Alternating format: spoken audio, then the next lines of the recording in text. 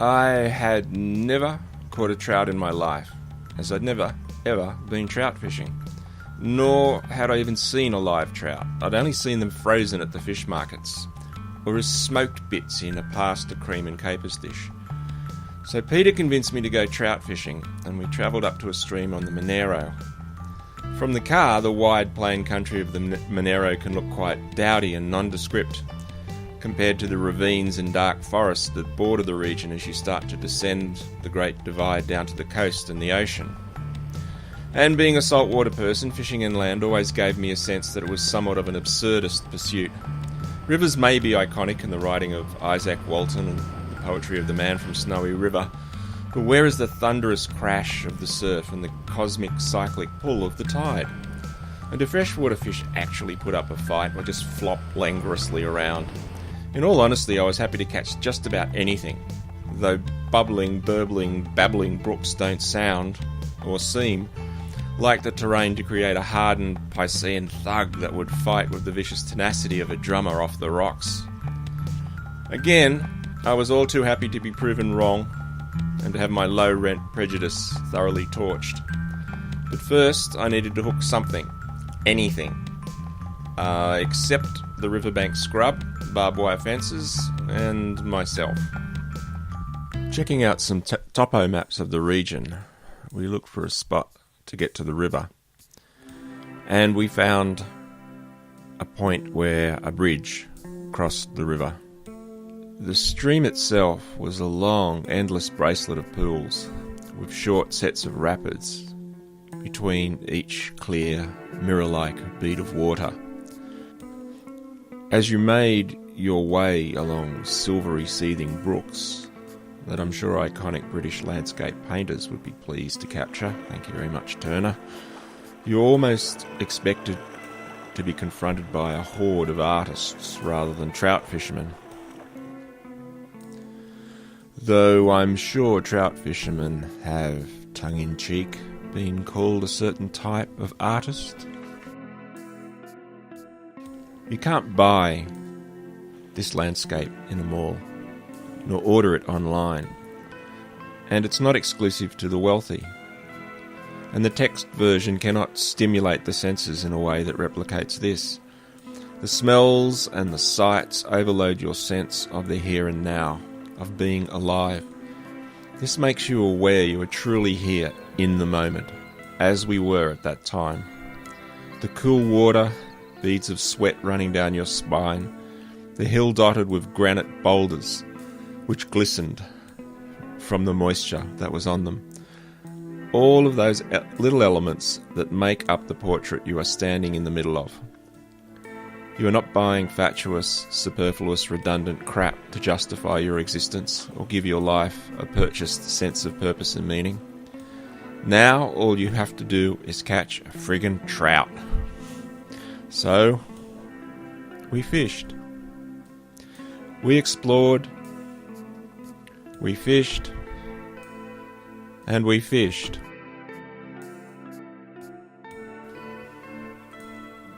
Apart from wallowing in the beautiful surroundings, I also took consolation in the fact that at least I was leaving a small carbon footprint without an outboard motor, or the quad bikes some doofies ride in the fishing videos. The waders, though, were starting to overheat, and without a thermostat, and like a Jamie Oliver cheap and easy recipe, cooking options were becoming a prominent concern. Still, at that very moment I was imagining a plodding symphonic musical piece titled The Trudge of the Failed Trout Sojourner. Because we fished, and we fished. The musical piece, though, it would sound like the flight of the bumblebee on Valium, with depressing Russian salt mine overtones as counterpoint. There was an omen at our time on this eye-catchingly beautiful stream, an omen that suggested it would turn out to be a fruitless exploit. And it appeared when we first arrived in the form of a passing one-tonner packed with farming gents, all pointing and laughing at us as we were getting ready. In hindsight, that may have been a warning of the folly we're about to plod into.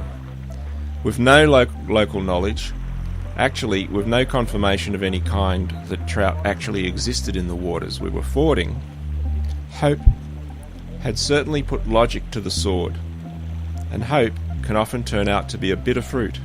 Just ask any Collingwood supporter.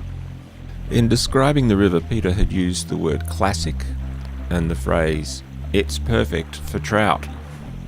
Bearing in mind that being a Victorian trout fisherman, he hadn't been to this part of the world or to this river before. And unfortunately, in fishing, past experiences can count for naught in new territory. And for me, this is not only new territory, but a first-time experience. So having seen nothing, there was a realization that this was turning into a complete conservation experience. What would be the perfect conservation experience in fishing? Well, catching absolutely nothing. At this point in time, we'd fulfilled that particular requirement.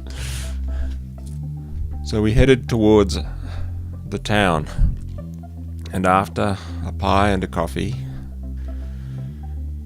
and a very loud and long sigh from the clear lack of success in terms of trout, we thought about heading back. Well, I was thinking that perhaps there were no trout of any kind in this river or region, but Peter turned and announced that we had to try a different spot. If the fish aren't where we are, then self-evidently they are somewhere else. So the region is a haystack which we are going to dive into and hope we randomly get pricked by a needle. We did the obvious and headed in the opposite direction and went upstream even further. We drove till we came to a bridge, which may have escaped any serious form of renovation or civil engineering inspection, as a portion of it was held up by country spit and scaffolding. You had to wonder whether the local painters were moonlighting and doing some heavy engineering works on the side. Perhaps safety is in the eye of the beholder. So we wandered around the bridge and started fishing. Anyway, it was a yippee moment as Peter hooked a redfin from under the bridge. A fish at last. At a time when any species at all would have done. The spot was aesthetically slumming it compared to the morning's vistas. Being in an objectivist frame of mind, when I looked around, I felt the area was visually neither attractive nor appealing, and surely that suggests it would be a trout-free zone. Figuratively speaking, I had gone from appreciating the beauty of a rose bush to turning up my nose at the sight of a wet, rotting mattress. So we started to cast little metal spinners into the dark and somewhat manky waters from a blackberry bush-lined bank, as violent storm clouds in the distance were steaming our way. There was a trickle of enthusiasm on my part, but it was being quickly staunched by a cynicism as to the likelihood of hooking anything at all. That was about to change.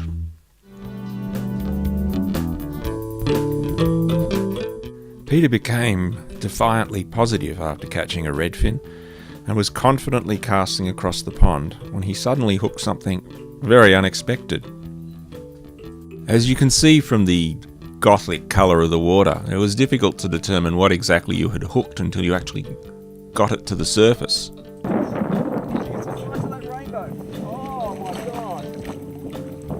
Oh yeah, that's what I'm talking about. That's a monster. So Peter proudly displayed a nice large rainbow trout. He told me that big browns were reasonably easy to catch, but large rainbow trout were far more difficult. It even had a large red racing stripe all the way down its side, which I presume made it go faster. Having held nothing but an unshakable belief that we would succeed, I now started to enthusiastically flog the water with the small metal spinner that I was using. My prejudice that freshwater fish don't fight was dramatically put to the sword. This fish even cartwheeled across the surface before I managed to turn on the camera. Wow, I've never seen a fish jump since barramundi. I've seen a few flatheads jump, but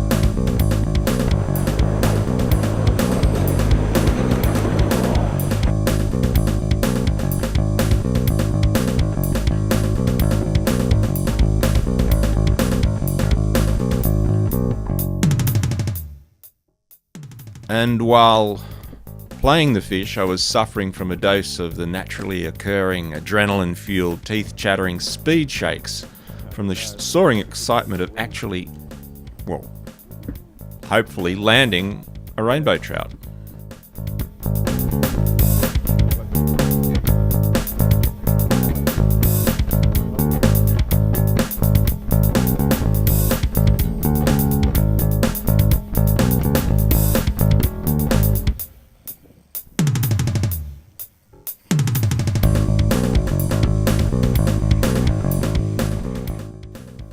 Unbelievably, the first time I go trout fishing, and the very first trout that I hook up, and it's a trout that avid rainbow chasers would regard as a personal trophy fish. And they would spend a significant chunk of their fishing life in pursuing and daydreaming about such a fish.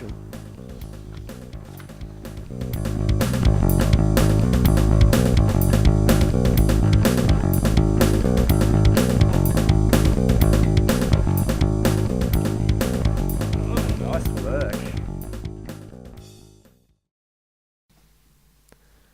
After holding it, the first thought that popped into my head was, should I now retire, as trout fishing is a doddle, completely successful with a fishing hole-in-one? Maybe it is time to walk away from the excitement that the rainbow trout truly symbolises.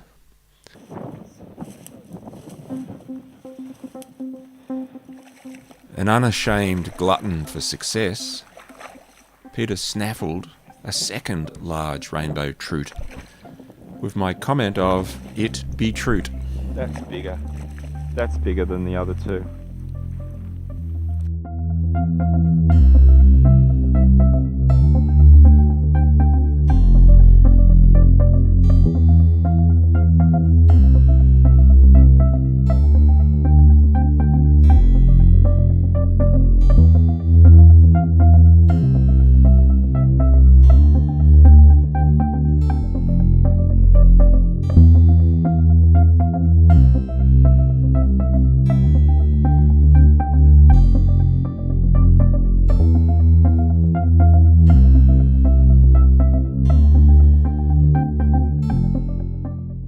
So, am I likely to go trout fishing again? Well, difficult question, but the answer probably lies in the shivers of delight and joy I was overtaken by upon discovering that rainbow trout can fight like a demented comeback boxer in a Rocky-styled film. And as cold and as harsh as it sounds, explosive and spectacular was the only way to describe the performance of that future dinner, which when cleaned revealed beautiful, rich pink flesh like an Atlantic salmon's. Oven baked, it was superbly delicious. So thanks to Peter for taking me trout fishing for the first time. And probably not the last. Do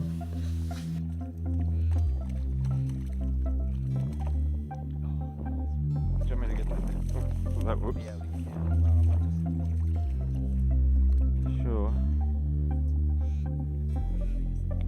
Still look at it. And beautiful. And what a roller coaster ride it was. Red.